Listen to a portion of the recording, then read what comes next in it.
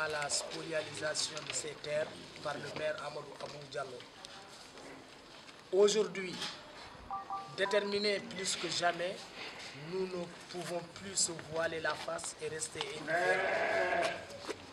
Des événements douloureux, parfois dramatiques, se sont passés ces dernières années, ce qui a laissé des souvenirs pénibles dans l'esprit des populations de la commune.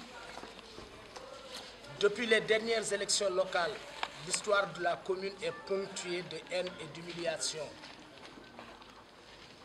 Nous crions notre sentiment d'injustice face au fardeau insoutenable d'une force extérieure qui, dès lors du dernier scrutin local dans la commune, a par son implication provoqué une crise politique qui aurait pu être évitée si un dialogue franc avait été favorisé au détriment de la manœuvre.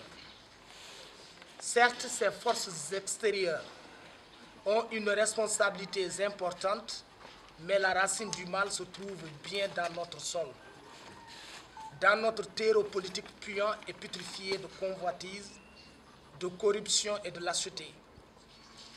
Un pouvoir injuste, étouffant, touche la population de la commune au lieu de la servir et de la protéger.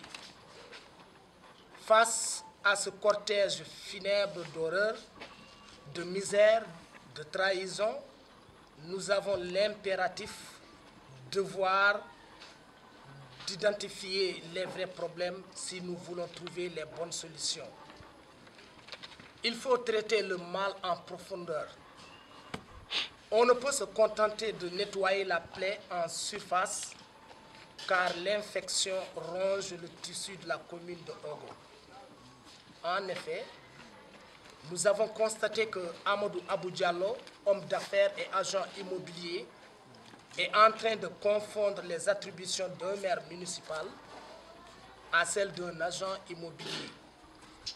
Car jusqu'ici, les seuls actes posés par le maire depuis son investiture à la commune de Ogo sont les délibérations des parcelles des terres dans les circonstances litigieuses.